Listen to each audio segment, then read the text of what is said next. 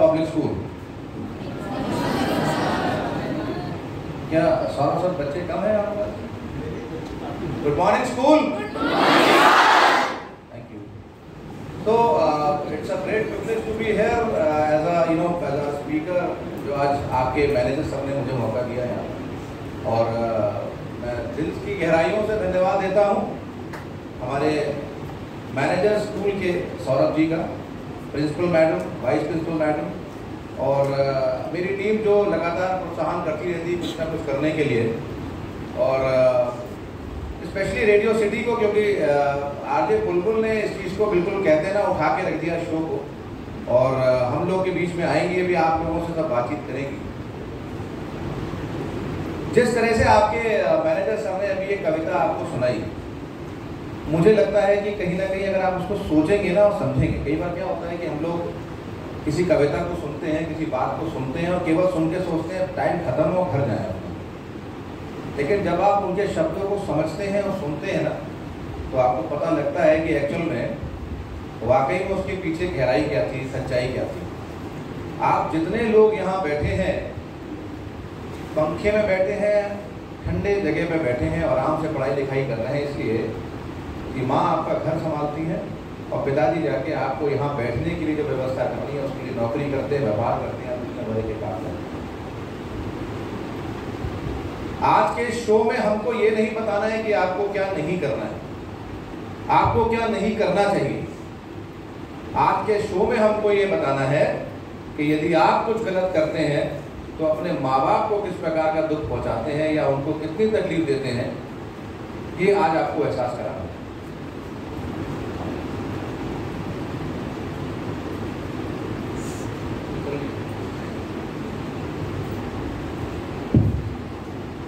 होता क्या है कि जब हम लोग यहाँ से घर जाएंगे, हमारी माँ मिलेंगी घर पे, हमारी बैग फेंकेंगे यहाँ पर और सीधे अपने कपड़े कहीं और फेंकेंगे और उसके बाद कह देंगे मम्मी जल्दी से खाना लगा के लाओ।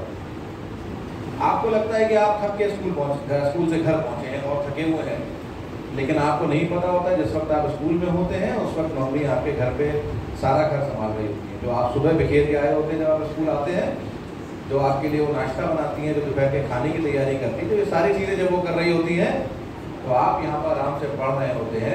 लेकिन जब भी घर जाते हैं तो एकदम से बैग फेंक के, कपड़े फेंक के, चीज़ें तैयार होकर टीवी खोल के खाना मांगने लग देते हैं और ये भूल जाते हैं कि आपकी माँ पिछले कितने समय से, जिस वक्त आप उठे थे उससे पहले उठी थी और आपके बाद तक जगी रही है रोज रात को। आपके पिताजी जो रात को कई बार 12 बजे तक सोते हैं, कई बार 11:30 बजे सोते हैं और बार बार चिंता रखते हैं कि कल हमें ऑफिस जाना है, कल ऑफिस में आज ये हो गया, ऑफिस में आज वो हो गया, बिजनेस में आज ये दिक्कतें चल रही हैं, बिजनेस में आज वो दिक्कतें चल रही हैं। लेकिन आपको कुछ नहीं पता होता क्योंकि आप घर जाके एक डिमांड करते हैं कि पापा मुझे वो वाला पेन चाहिए, वो वाला बॉक्स चाहिए, और पापा के दिमाग में चिंता घूमने लग जाती है कि एक फिर डिमांड है बच्चे की पूरी करनी है, पैसे लेके आने हैं, काम करना है, नौकरी करनी है। न जाने कितनी बार अपने बिजनेस के अंदर या अपनी नौकरी के अंदर डांट खाते हैं आपके पिताजी, क्योंकि कोई भी जना परफेक्ट नहीं है, भगवान ने ही नहीं बनाया। जरा सी गलती से जब आपके पिताजी अपने ऑफिस के मैनेजर से डांट खाते हैं या उनके ऑफिसर से डांट खाते हैं तो केवल इसलिए सुनते हैं कि वो तो शायद भूखे रह लेंगे लेकिन आपको एक वक्त की रोटी भी कम ना पड़ जाए, इसीलिए आपके माँ बाप आपके लिए काम करते हैं। जिस तरह से आप लोग एग्जाम देते हैं, तैयारी करते हैं और तैयारी करने के बाद आपके नंबर कम आते हैं, आप फेल हो जाते हैं किसी एक सब्जेक्ट में, तो आपको ये लगता है कि इतनी मेहनत करी थी, इतना सब कुछ किया था और हम आज ऐसा हो गया कि हम पास नहीं हो पाए, हमारे नंबर कम आ गए, एक सब्जेक्ट में रह गए। सेम फीलिंग माँ बाप के साथ होती है। बच्चों, हम सेफ्टी सिक्योरिटी की बात जो कर रहे हैं उसका जो बेस है वो आपको बता देते हैं। उसका बेस ये है, ये सेफ्टी और सिक्योरिटी, हम रोड सेफ्टी की बात नहीं करेंगे आपसे, हम आपसे उस सिक्योरिटी की बात नहीं करेंगे घर पे ताला लगा के जाइए। हम जो आपसे बात करने जा रहे हैं वो बात करने जा रहे हैं जिसमें यदि आप गलत चले जाते हैं तो आपके माँ बाप जो एग्जाम दे रहे हैं आपको पढ़ाने का, अपनी मेहनत करके और सब कुछ करके, वो अपने एग्जाम में ना फेल हो जाए, इसलिए आपको समझाने आए हैं। और इस विषय को हम आगे लेके चलेंगे। मैं क्योंकि अभी आपको ब्रीफ करने आया हूँ, अभी मैं एज अ स्पीकर आपसे बात नहीं कर रहा हूँ। हमारे बीच में आरजे बुलबुल है, आप कुछ बच्चों से हम बात करेंगे, कुछ जो बच्चे बीच में शो में आके कुछ यहाँ पर आके कुछ सवाल जवाब करेंगे, आज जो बुलबुल तो उनके साथ करना चाहेंगे वो आएंगे। हर बच्चा जो हमारे साथ पार्टिसिपेट करेगा उसको कुछ ना कुछ तो हम जरूर देने वाले हैं। हमारा मकसद ये है कि आप लोग आए। आज जितने आपके आगे रो में लोग बैठे हैं, जो आपके टीचर्स हैं या जो आपके मैनेजर सर यहाँ बैठे हैं, प्रिंसिपल बैठे हैं, वो आज आपके ना तो मैनेजर हैं, ना वो प्रिंसिपल है, ना वो टीचर हैं। आज वो आपके सीनियर फ्रेंड हैं। क्या है? मेरा बात नहीं है। यस, ऐसा ना लगे ना कि मुझे भी लगे कि मुझे भी नींद आ रही है बिल्कुल, क्योंकि आप लोगों के अंदर वो बात नहीं आ रही है। अभी मुझे लगता है आज लोगों को जल्दी बुलाना पड़ेगा आप लोगों को जगाने के लिए, लेकिन हम चाहते हैं कम से कम थीम एक आप तक पहुंच जाए, एक मैसेज पहुंच जाए कि हम लोग क्यों हैं यहाँ पर। आप लोग रेडी हैं इस शो के लिए? और मैं ये चाहता हूं कि हर एक बच्चा अपनी सीट से उठ के एक सवाल का जवाब दे। जो भी सवाल यहाँ पूछा जाएगा, एक कन्फेशन राउंड होगा। आपने देखा होगा टीवी पे एक शो चलता है जो आता था पहले, अब शायद नहीं आता, उसका नाम है सच का सामना, जिसमें एक जो भी एंकर होता था वो किसी को बुलाता था, उससे सच्चाई पूछता था, क्या आपने जिंदगी में ऐसा किया है, क्या आपने जिंदगी में वैसा किया। तो आपसे भी पूछेंगे, जो यहाँ पर आएगा पार्टिसिपेट करेगा उसको स्कूल की तरफ से, हमारी तरफ से कुछ ना कुछ जरूर दिया जाएगा। ठीक है, तो आप लोग जब तक मिक्सअप नहीं होंगे, इंटरेक्ट नहीं करेंगे, बातचीत नहीं करेंगे, जब तक हम और आप दोस्त नहीं बनेंगे, तब तक ये शो नहीं हो सकता। तो आज कोई यहाँ पर सर नहीं है, कहना जरूर सर है, नाम लेकर बोलने लगिएगा। तो बात तो सर करके ही करनी है, मैडम करके ही करनी है, लेकिन आज सब आपके फिर नहीं है ये। यस, तो खुल के बात करेंगे हम लोग, सेफ्टी सिक्योरिटी पे बात करेंगे, हमसे क्या गलती हो जाती है, बच्चों से क्या अनजाने में कुछ लोग बीच में घुस जाते हैं और आपको कहीं ना कहीं मिसगाइड कर देते हैं। हम इसी टॉपिक पे बात करेंगे और मैं चाहूंगा कि आप सब लोग पार्टिसिपेट कीजिएगा इसके अंदर। हमारी टीम, आपके टीचर्स की टीम आज ये देखने यहाँ बैठी है कि आप लोग कितना एक्टिव हैं, उन्होंने कितना आपको पढ़ाया है और कितना एक्टिव आपको बनाया है कि आप लोग पार्टिसिपेशन की लड़ पड़े कि आज मुझे भी आना है, मुझे भी आना है। करेंगे ना ऐसा आप लोग? मैं चाहूँगा कि आगे की जो भी प्रोसीडिंग्स है उसके लिए जो भी एमओसी हो यहाँ पर प्लीज हमारे भाई को, और अगले हमारे जो भी स्पीकर हो उनको स्टार्ट करेंगे। Thank you.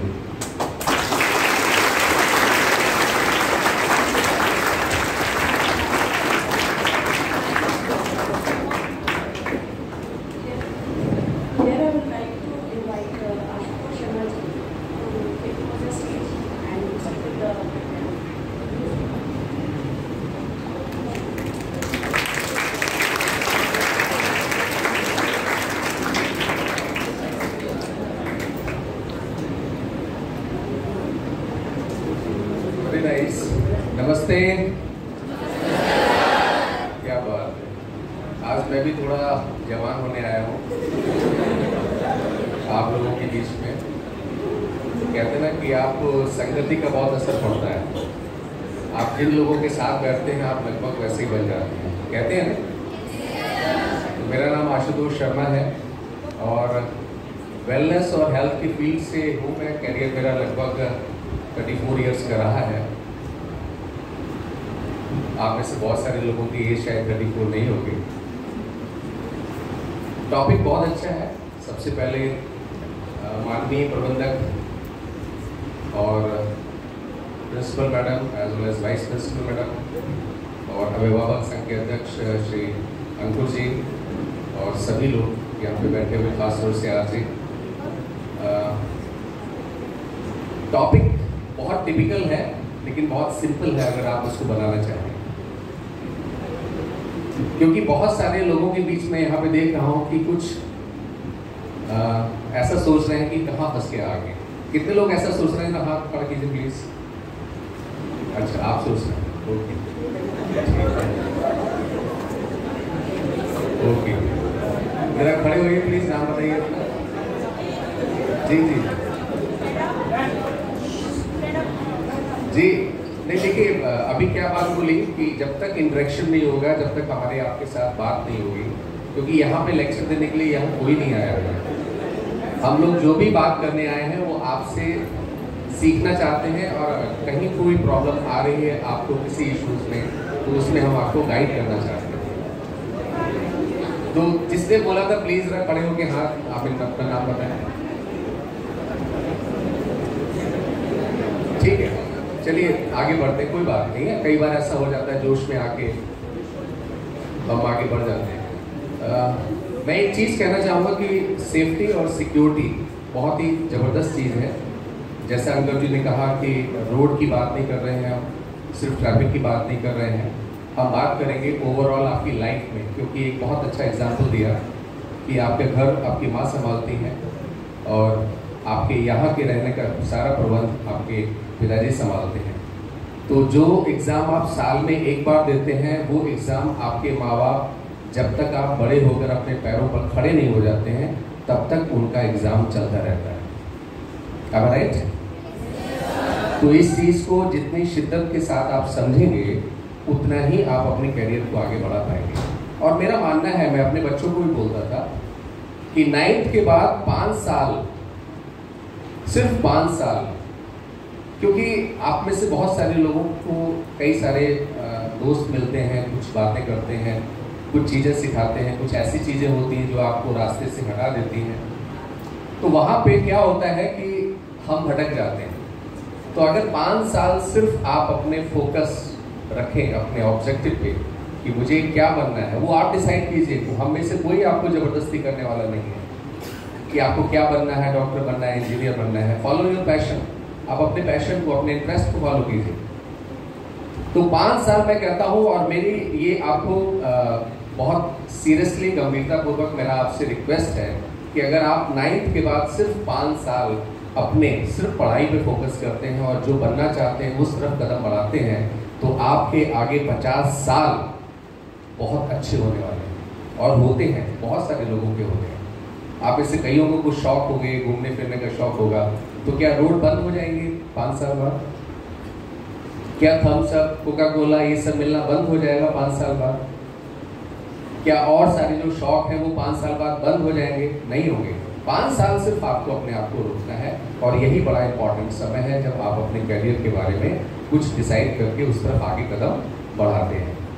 क्योंकि मैं हेल्थ इंडस्ट्री से हूँ तो मैं समझता हूँ कि आप आजकल के दौर में जो सबसे बड़ी चीज़ है आप लोगों की एज में, that is a fooding habits, आपके खान पान का तरीका। क्योंकि आप में जोश बहुत ज़बरदस्त होता है, और जोश ऐसा होता है कि क्या कर डालें इस दुनिया को बदलने के लिए, लेकिन उसको डायरेक्शन देने का काम जो है वो आपके गुरु, आपके टीचर्स, आपके पेरेंट्स और आपके बड़े बुजुर्ग करते हैं।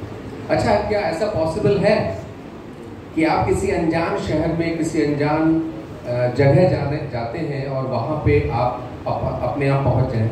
गूगल बाबा को छोड़ दीजिए। मैं समझता हूँ आजकल जैसे गुरु जी की बात हो रही थी कि आप गुरु से सीखते हैं, तो आप में से बहुत सारे लोग आजकल गूगल बाबा से सीखते हैं। लेकिन गूगल बाबा एक ऐसा समुद्र है जिसमें क्या गिरता है क्या नहीं गिरता है आप ही अच्छी तरह जानते हैं। तो क्या ऐसी अनजान जगह पे आप जाने के लिए आप क्या करते हैं? कोई क्वेश्चन मेरे सवाल का जवाब देगा? हाँ जी, यस बेटा बोलो, माइक है आपके पास?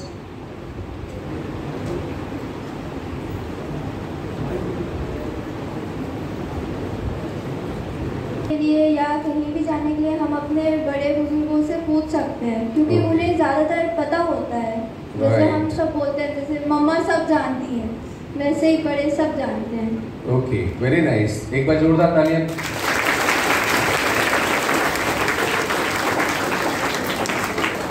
अब सपोज कीजिए किसी जगह पे आप नहीं गए हैं और वहाँ पे आप किसी मकान का पता पूछते हैं, तो क्या करते हैं आप? नेचुरली वहाँ पे जो आदमी रहते हैं आपको लगता है कि ये यहीं पे रहने वाले हैं, ये इस एरिया के बारे में जानते हैं, आप उनसे पूछते हैं।